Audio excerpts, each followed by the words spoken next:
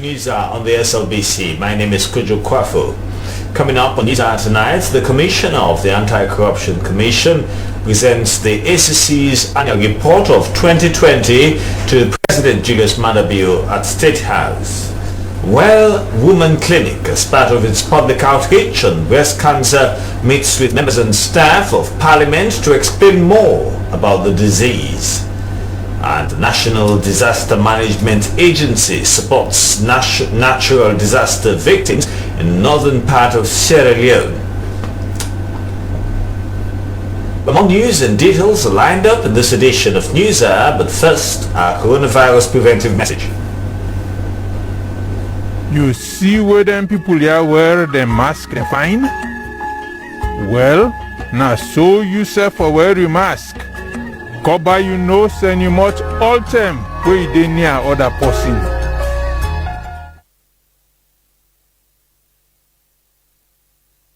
This is news on the SLBC, and now for our first story. The Commissioner of the Anti-Corruption Commission has presented the annual report of 2020 to President Julius Maada Bio during a short ceremony at State House. The Commission every year presents its annual report to the Presidency about their ongoing activities. Haramosiri reports. On behalf of my team, starting with the Deputy Commissioner, Mr. Bubi, the Coordinator of Operations, Mr. Kwemayama, the Director of Public Education, Practice, and the Magnet the Public Relations Officer, and all other directors, managers, team and staff who are not here. I hereby now present this 2020 annual report to you. For and on behalf of the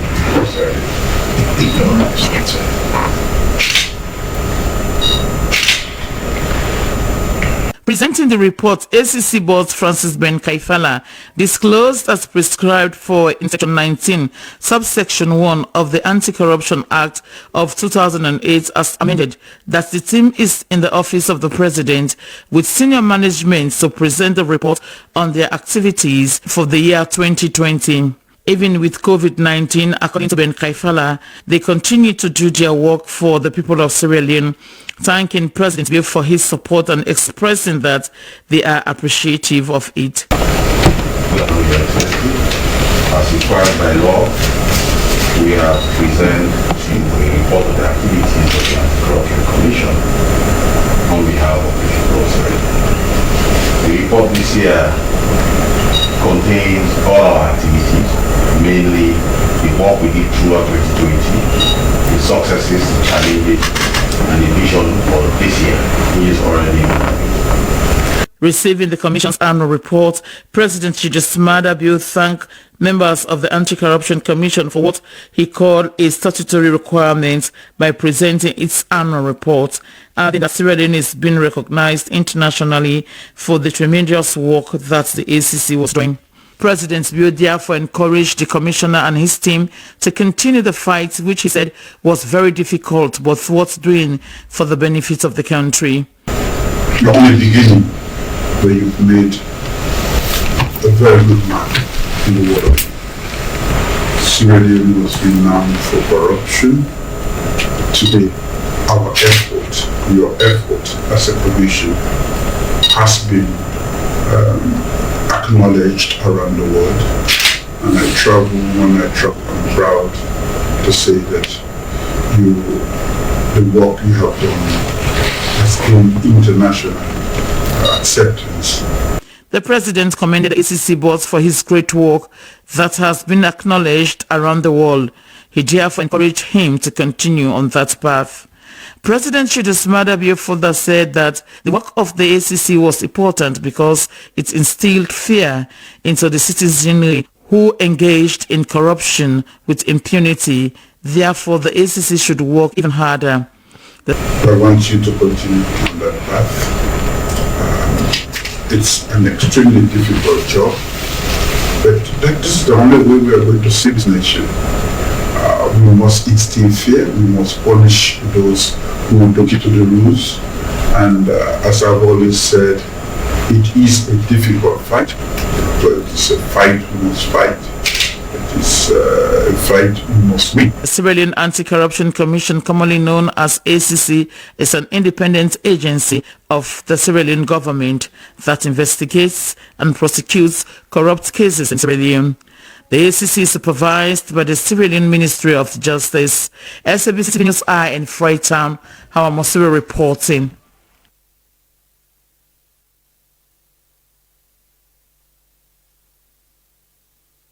The European Union is working with the Parliament as part of its technical support to the governance sector in Sierra Leone to consolidate electoral and democratic reforms for improved political dialogue in the House of Parliament. The European Union has commenced training for members of Parliament and committee clerks on changes in the budget appropriation process and the review of the 2020 appropriation processes.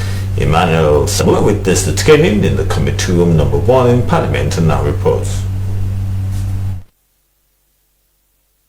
Members of Parliament and committee clerks were in attendance to be further trained and equipped with the necessary skills to scrutinize budget and ensure effective management of public resources. The need for this training arises from reforms introduced in the previous year's budget appropriation process. To critically look at content of the appropriation questionnaire and the interrelationship of the different sections, and also to look at the technical things they need to focus on in reviewing the content of the questionnaire.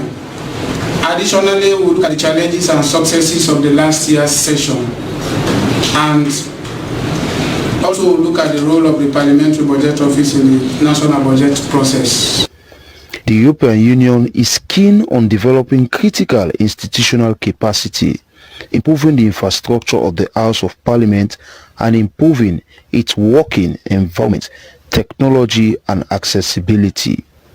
The importance of parliamentary scrutiny of the national budget and ensuring that the national budgetary planning and expenditure is sound and meaningful to the development of the country and the life of every Sierra Leonean cannot be overemphasized. Neither can be the critical role played by the Parliamentary Budget Office.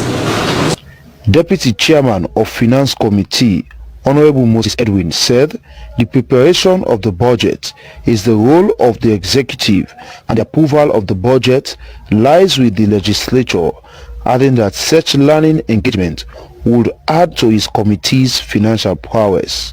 Engagements of this kind will not only give learning opportunities to reflect on last year's sub-appropriation process, but also enhance our skills to be effective and efficient in scrutinizing and approving the state budget.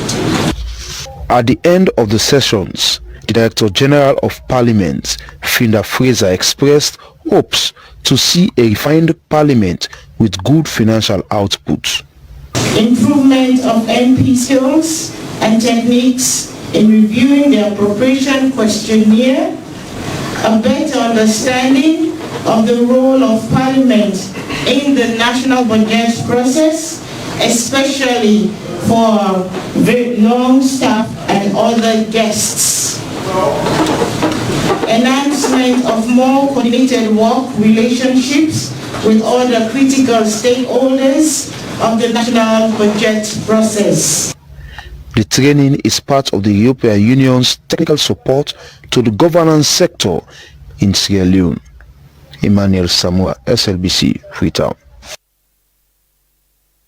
Also in Parliament today, the White Woman Clinic, as part of its public outreach on breast cancer, has met with members and staff of Parliament to explain more about the conditions which affect women predominantly. Williams presents the following report covered by our parliamentary correspondent. This year, our motto is Mission Possible, because we believe and me for you. Mission Possible, me for you. Me for you means that I am in charge of you and you are in charge of me. We rarely have to make sure that we are all okay. So, and it is mission possible. Mission possible means that we should saving lives through early detection is possible. As October is the official month for focus on issues surrounding breast cancer, the Well Woman Clinic visited the House of Parliament to share their professional knowledge about the ailment. The session involved a demonstration of the correct method to check for breast cancer and hosted a question and answer session for the workers in Parliament.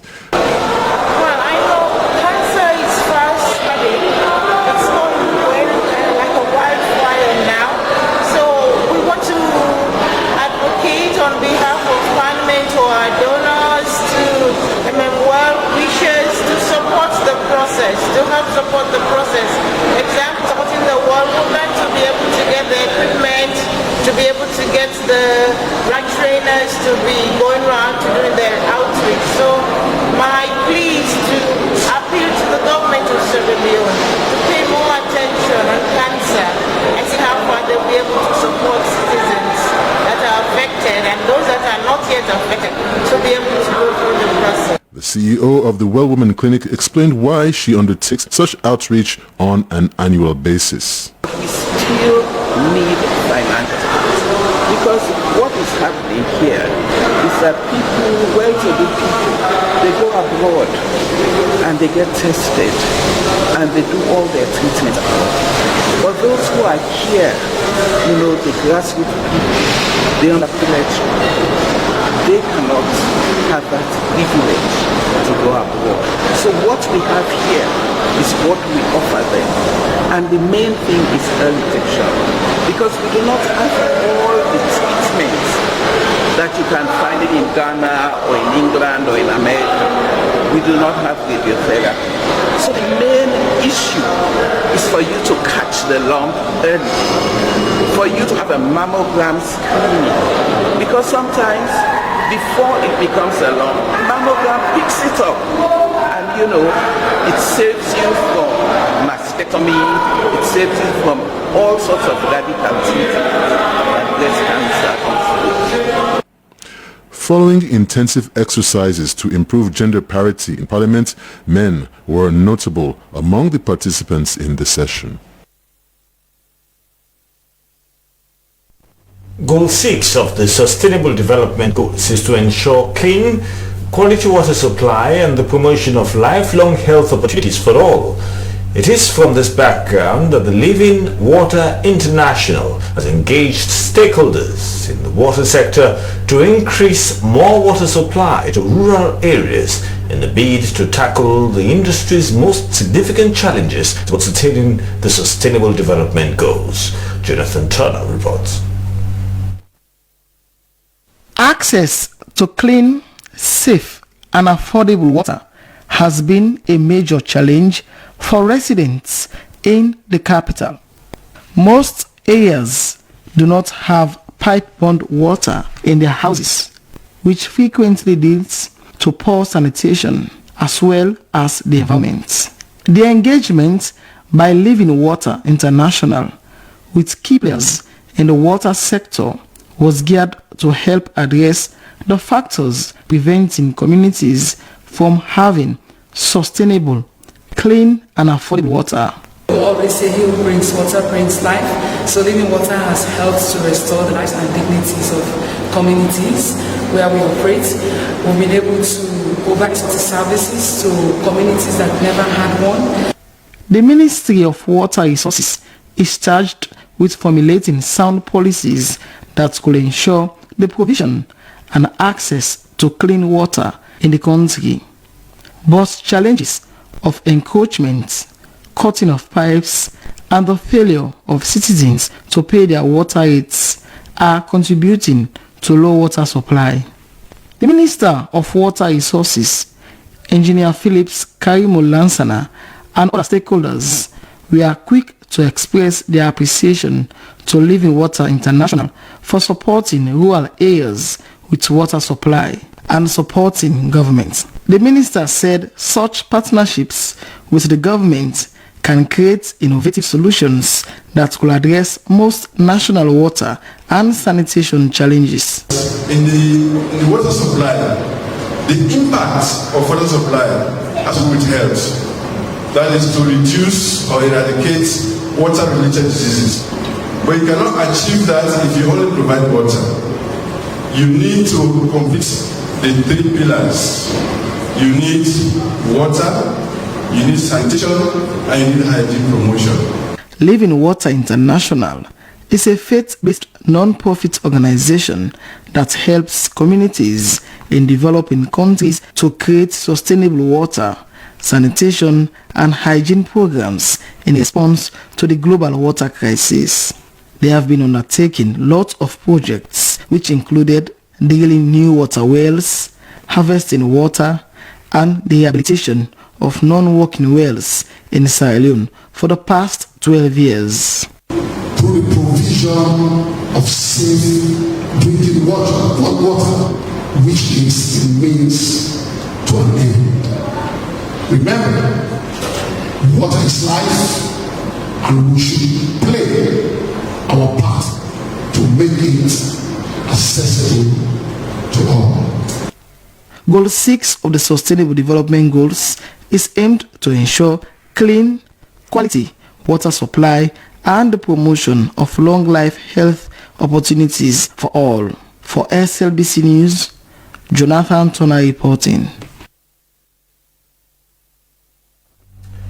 Sierra Leone continues to join other countries in the celebration of International Day of the Girl. Girls Advocacy Network Sierra Leone, in collaboration with other partners, have begun the second edition of a 2-day National Girls Summit at the Freetown City Hall Auditorium. According to the Executive Officer, Girls Advocacy Network, Hannah Kagbo, the engagement wants to discuss burning issues affecting girls and how some of these issues could be overcome. Let's now join who has the details. In times past, the girl child is cultured to become a housewife and mother. They were not given the necessary education for them to be people that will take part in nation building. The summit was to ensure the girl child was given equal opportunities as their male counterparts, no marginalization, no gender divide in connectivity, equal pay for equal work, and equal chance to achieve their highest position in society. So I think this is very important, because just imagine seeing women who are doing extremely well coming down to their level to explain to them, tell them the challenges. I think it's something that will be impactful. I will make sure that girls are committed to what they're going to learn, what are they going to do back then in their society. I will making sure that we're going to follow up. A representative from Liberia, Sweetless Freeman, told the girls to be self-confident in their endeavor to aspire for positivity. She said, the time for the girl child to be given space for them to achieve equal future, especially in digital stage, was now. Keynote speaker Madam Sylvia Morrison, in a video message, told the girls to feel special as they should focus on their academic work, as it has the potential to change them and the country. She furthered that girls are gifts to the world with different unique qualities. They should have a dream that will motivate them, leading them to positive outcomes. Head Public Relations Unit, Anti-Corruption Commission Margaret Murray, told the girls to occupy their space as it will help in the fight against the gender gap. For these ladies, shared platform is of importance as it will help in addressing some of the issues. We all know for a fact how our girls have been left behind based on societal norms, and so having a session like this to enlighten them, to give them the stance to believe that they can do all that they want, it's very much important, and I'm so happy to actually be part of this particular session today. And the National Girls Summit has been amazing because it's an opportunity that brings together women from different parts of the country and even outside the country to learn about issues affecting women and how we can promote gender equity. So it's an amazing experience, especially for young girls. An inspirational moment for girls, not only in Sierra Leone, but girls across the world and across Africa. Because today here we saw girls from other countries participating in the Girls Summit. The message is clear, the message is simple. Girls need to continue to own their spaces. Girls need to continue to use the digital space to improve themselves, improve their lives, and as well see how they can collaborate to do good things for themselves. For SLBC, Mohammed to reporting.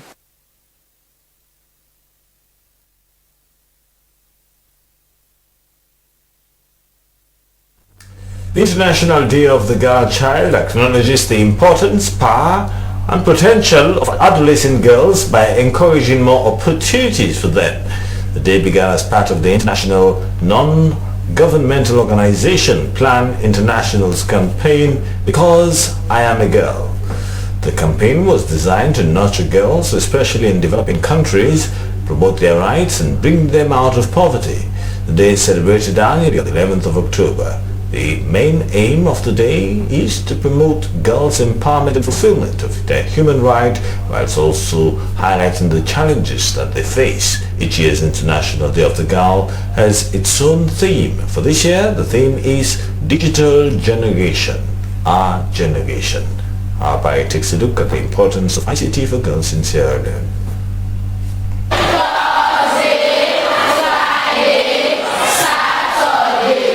Junior and senior secondary school girls of Ann Walsh Memorial Secondary School researching homework given by class teachers. This computer lab was set up by SD Electronics Foundation for the girls and community people. The girls access it during the daytime and people from the community use it in the evening. Some of the girls have been using computers since they were 8. I've been using the computer for about 3 years now, since I was 9 years old. Right now I'm 12 years.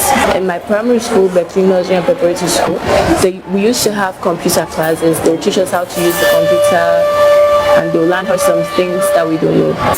If I need to do research, like if they give us an assignment in class, I'll use the computer, I'll do my research, and then I'll submit my assignment. I use the computer to study, to do research about things I don't know. I use it to do my assignment, like going to the internet. I use it to watch movies. I also use it to play games and all stuff. As we grow, technology is improving, and it is really essential and needful for every girl to learn computer.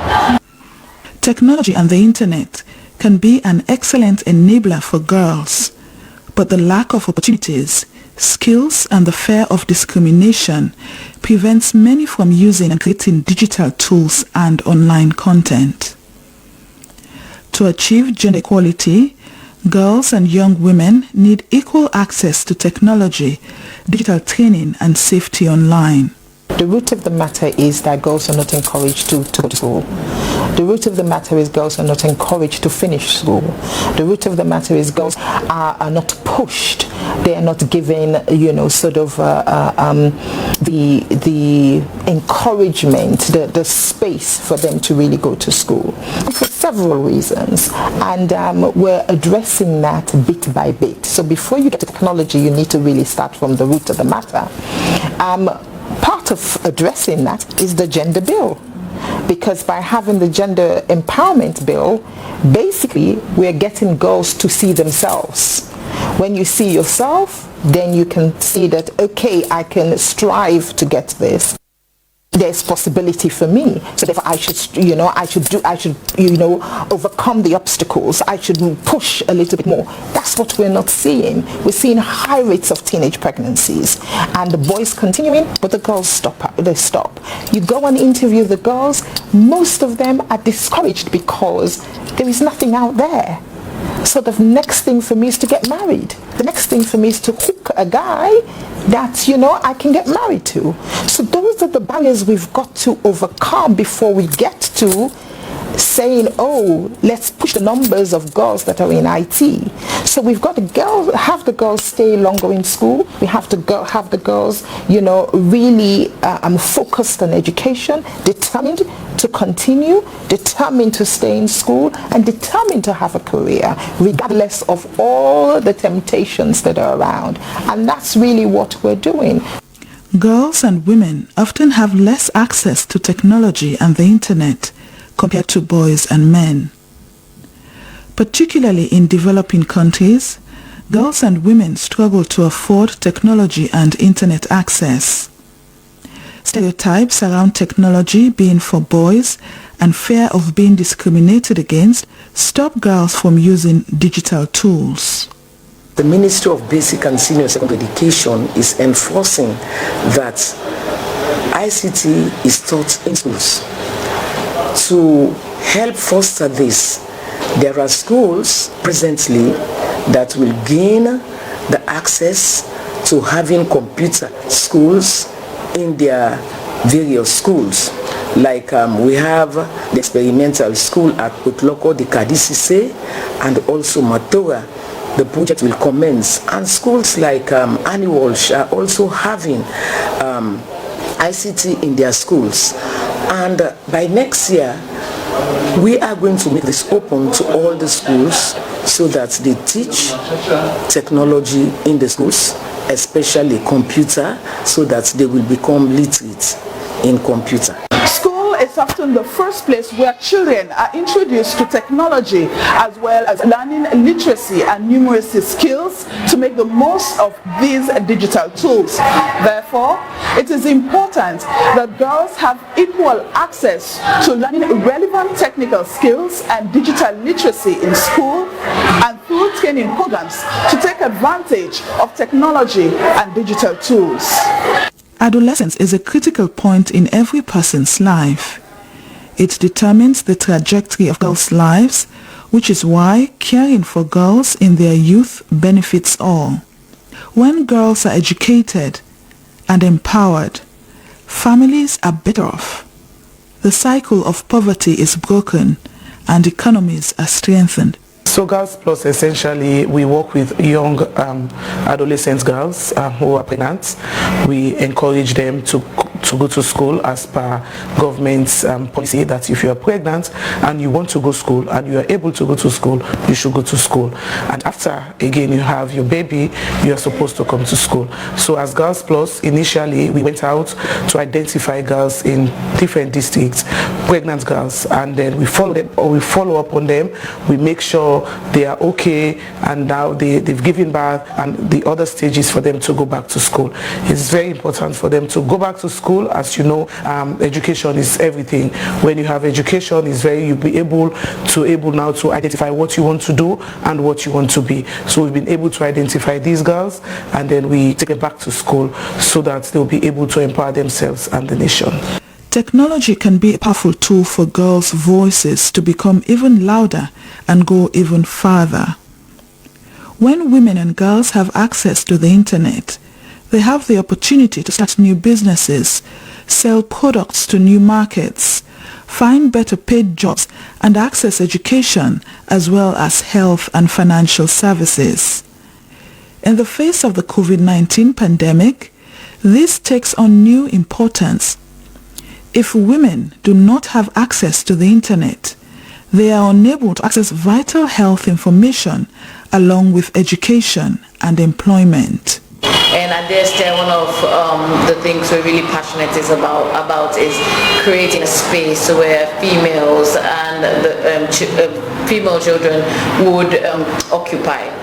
So with that, we're very intentional in terms of when we design our initiatives to ensure there's sometimes 60-40, looking at if there's a provision to be made for male or female. We try to ensure that females are provided equal opportunity with the different projects and initiatives that we design.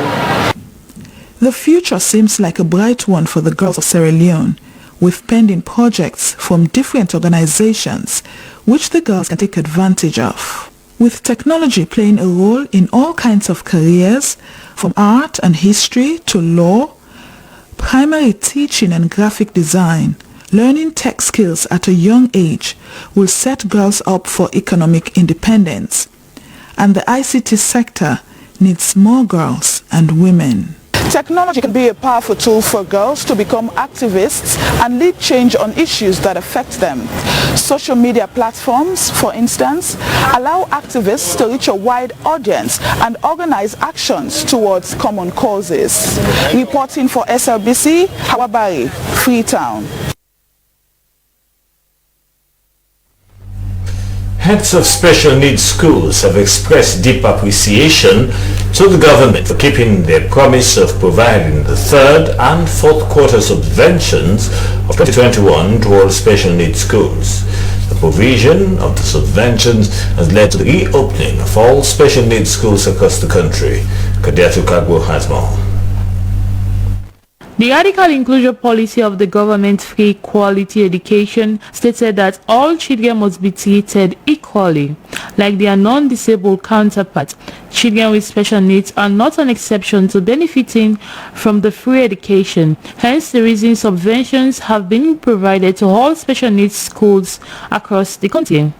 According to the Public Relations Officer, Special Needs Institution Salion, though the subvention came late, yet they are happy for the support from government, as education is critical in building the lives of disabled children. Institutions will no longer go for a month without salary. So by the end of October, November and December, because these subventions have been paid, the heads will be able to pay these salaries on time. And that's the way we want institutions to continue, so that we'll be able to run these institutions well. Speaking on behalf of all head teachers of special needs school, Andrew Dumbuya expressed his willingness to work with the government. What government has said and promised, they have done that. And we as special schools, we are ready to work to see that children with disability occupy a rightful place in society. The president of the Sierra Leone Union on Disability Issues, Santigi Kagbo, pleaded to the government to address the issue of late subvention, as taking care of children with special needs is very expensive. And the children with disability are not taken seriously. And this is a free quality education. And when they say free quality education, it means it needs to cater for all children, for all non-living persons with disability. So I'm sure that's why we're here, to make sure that what has been happening, it needs to stop. Saliu Ture, Public Relations Officer, Special Needs Institution in Sierra Leone, noted that government should increase subventions to allow these schools meet daily occurrent obligations. SLBC, Kadiatu Kagbo reporting.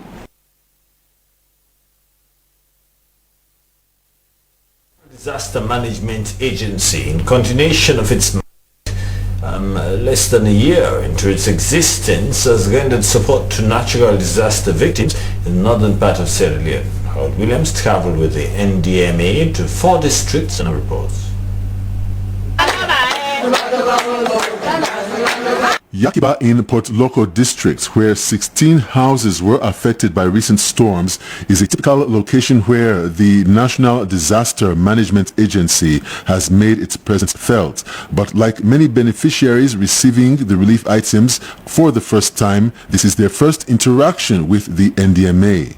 This is why the Director General, Lieutenant General retired, Brima Sise, took the opportunity to educate the people of each locality about the origin and nature of the NDMA. He told the beneficiaries that such support was a direct outcome of the increasing incidents of natural and man-made disasters and the intention of President Biyo to create the country's first tailor-made disaster response coordination mechanism to offer genuine and practical help to those affected. This practical help has responded to the plight of over 12,000 Sierra Leoneans to date and has delivered over 1,000 houses away from their perilous existence. Residents of Madik village, where 20 households were affected, said no form of assistance has ever come to them, either in relief or developmental inputs. At Madik village, the school and 11 affected households had over 22,000 square feet of roofing replaced by the NDMA. Similarly, people in Mafuimara had 15 houses and 20 households affected. As no disaster is considered too small, the people of Maputa received assistance from 6 households, and 2 houses each received nearly 2,000 square feet of roofing for each house. The condition of the school at Mintomo village clearly indicates the necessity for the inclusion of schools for relief assistance and supports the government premium placed on equal access to education. In this location, 27 houses were affected and the school were de-roofed by heavy storm winds. From Port Loko, the NDMA traveled to Karine. Notably, more schools received assistance, such as the Montana Secondary School with over 300 students serving Cambia Town and the Samu Chiefdom. Biruwa Chiefdom in Bombale district also suffered during the height of the rain season. On the 15th of June, 39 houses and 33 households in Kamasondo were affected.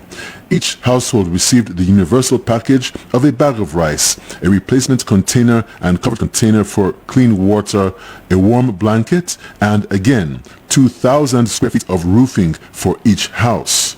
Samaya in the Tembaka Chiefdom presented a challenge because of its location, but the NDMA was able to provide 14 households with relief packages and 70 bundles of roofing materials for the residents, the community center, school, and mosque which were affected by the storms of July.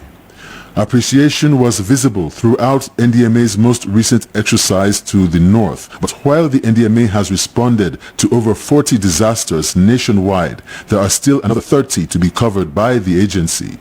The NDMA has set a precedent of expressing sympathy through practical support, but that has not prevented the agency from also providing advice on disaster prevention.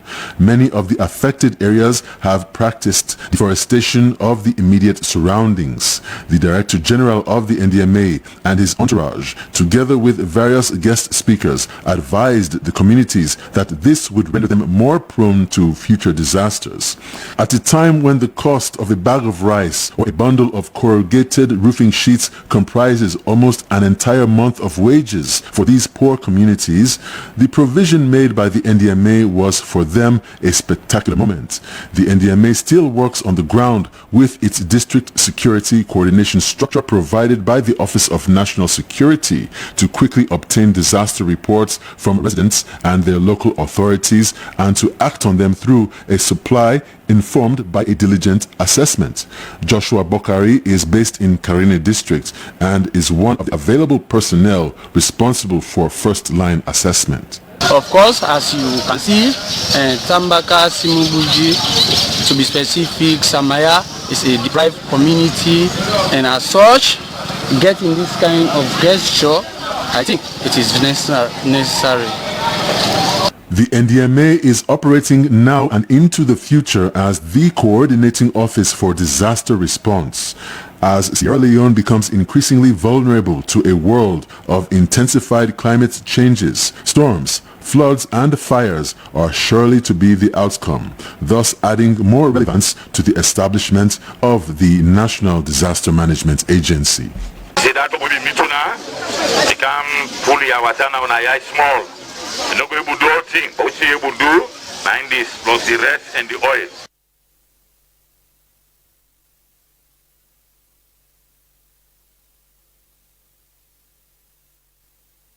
A 40-year-old OSD officer, Sergeant 7542 Mohammed Kanu, has been sentenced to 15 years in prison for killing the husband of his married girlfriend. Mohammed Kanu shot to death 47-year-old R/18167 Salifu Toure in the head with a rifle on Wednesday, the 18th of March 2015 at Gloucester Road at Bathurst. Nandi Burma reports. The convict Mohammed Kanu was charged to court for the offense of murder, but on Monday, 6th September 2021, the murder charge was reduced to manslaughter and the charge was put to Mohammed Kanu, who changed his not guilty plea to guilty. Given the brief facts of the case, State Prosecuting Counsel Elizabeth Jallo stated that Jeneba Toure, the wife of the deceased, had abandoned her husband to live with the convict Mohammed Kanu, but reconciled and returned to her matrimonial home. At her husband's house, Jeneba continued communication with the convict Mohamed Kanu, and in the process, she informed him about her husband's plans to sell his plot of land.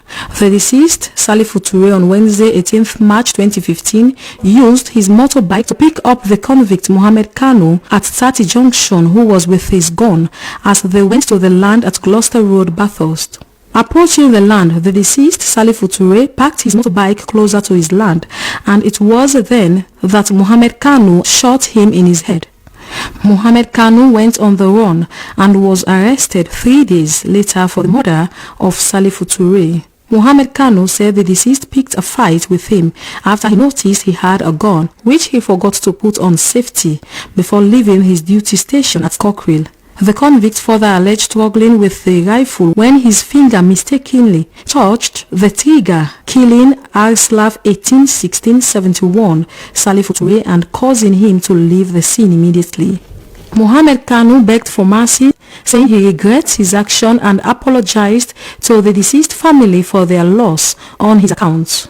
At this stage, Justice Musu Kamara asked families of the deceased to say their mind regarding to what the convict said. Tearfully, the daughter of the deceased, Timothy Toure, prayed for justice in the matter, and elder brother of the deceased, Salifu Samura, angrily wished to vow against the life of Mohamed Kanu, but would rather submit to the rule of law.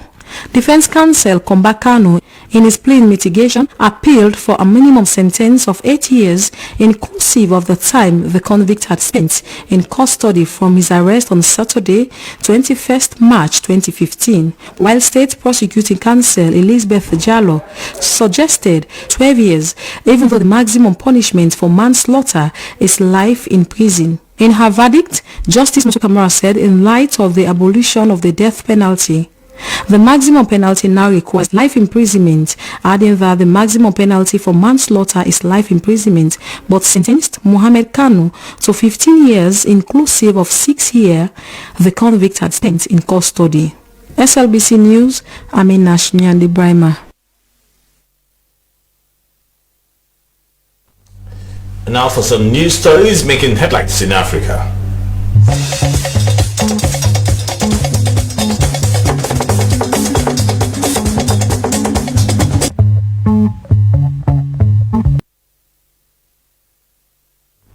A joint investment to modernize logistics infrastructure in Africa has been agreed between the Dubai ports giant DP World and the UK's Development Finance Agency CDC Group. The $1.7 billion United States dollars investment will initially focus on expanding 3 ports: Egypt's Ain Sokhna, Senegal's Dakar and Berbera in Somalia's Breakaway region of Somaliland. All the ports are operated by DP World. The partners hope the investment, which they plan, and that's news from there. Moving on, the former Central African Republic leader Mahatma Said Abdel Kani on Tuesday appeared before the International Criminal Court on war crimes and crimes against humanity charges. Mahatma said Abdel Kani, an alleged leader of the Seleka rebel coalition drawn largely from the CAR's Muslim minority, is accused of running 2 detention centers during the country's brutal 2013 civil war. The ICC based at The Hague is deciding whether 14 charges of war crimes and crimes against humanity against Said, including torture and outrages of personal dignity, and that they should move ahead with the trial. And that's it for news from around Africa. It's now time for some entertainment news.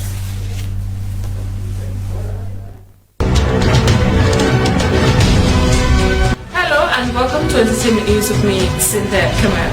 In our entertainment headlines today, update on how the Sierra Leonean contestants are doing in the African megastar mansion, and updates on who was the second unveiled housemate that qualifies to enter Big Sister Village. On the African megastar TV show that hosting contestants from around Africa in the mansion in Ghana. This week, 3 were evicted from the mansion and it was supposed to be 4 evictees, but one contestant was disqualified earlier. Our Sierra Leonean contestants Crispin, commonly called Tush Daddy, and Fatima, popularly known as Coolish, the brothers, are safe and still in the game. Tush Daddy was among the top 10 with the highest votes for the week. Let's keep voting for Crispin and Fatima Takulamumo to see them in the finals and ultimately to win the show. There is a pretty easy way to vote for them by using Orange Money here, or even go to the Instagram or Facebook page where all the informations are available. And to the Big Sister reality TV show, the second roommates at Merit to the Big Sister reality season 3 show is Joy Boy. She is a photographer and we look forward to see the vibes that she'll be coming in with. We've all seen the first unveiled roommates, who is Esther Thomas, that was unveiled earlier yesterday. So I hope we are all following the Big Sister audition airing every day on SLBC Entertainment channel and scanning on SLBC Entertainment Facebook page and Big Sister YouTube page starting 10 p.m. May I also mention that the live show will kick off immediately after the auditions and will all be aired, and we'll get to know the 12 qualified roommates on the 23rd of October. Keep following the show as more and more vibes await you. And that's all we have time for in this edition of Entertainment News. I'm Cynthia Kamal.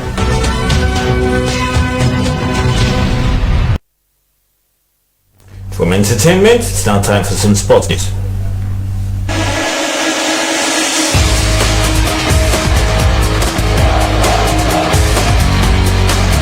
Hello and welcome to Sports Updates on the news with me, Francis Bernard.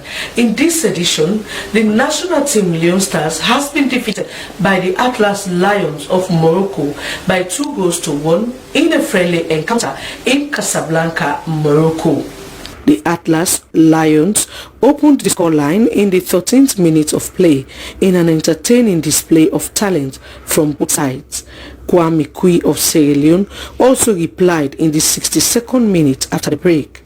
Even though the Leon Stars put up a brilliant performance, their best was not enough to contain the Atlas Lions as they conceived a late penalty at extra time to win the match by 2-0 against the Leon Stars of Sierra Leone. Well, in another development, the Sierra Golf Association has commenced a 3-day golf tournament.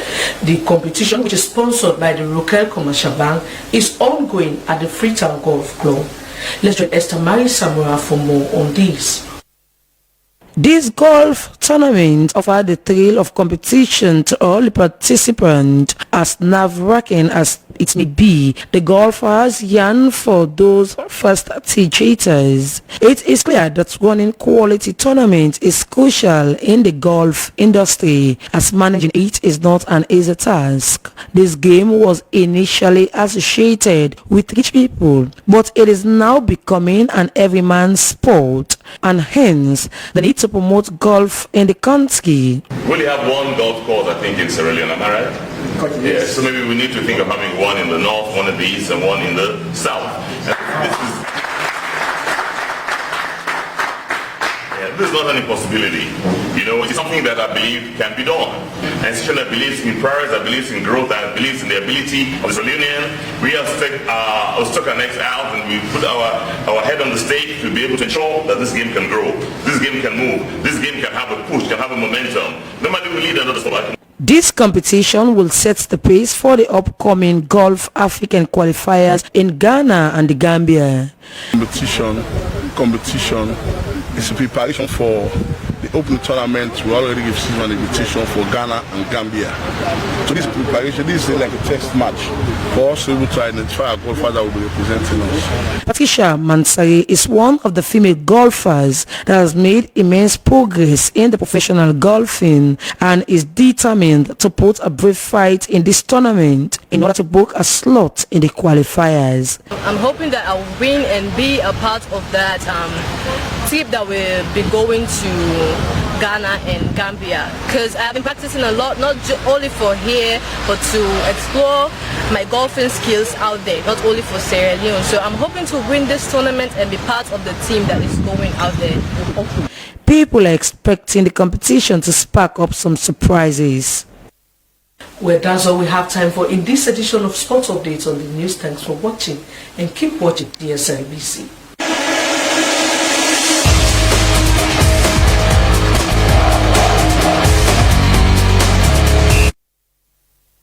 News, the main points again. The Commission of the Anti-Corruption Commission has presented the ACC's annual report for 2020 to President Julius Maada Bio at State House. The Commission every year presents its annual report to the President about their ongoing activities. Well Woman Clinic, as part of its public outreach on breast cancer, meets with members and staff of Parliament to explain more about the disease. A National Disaster Management Agency supports natural disaster victims in the northern part of Sierra Leone. Thank you for watching. Stay tuned to the SLBC if you can. My name is Kojo Kwafu. Good night.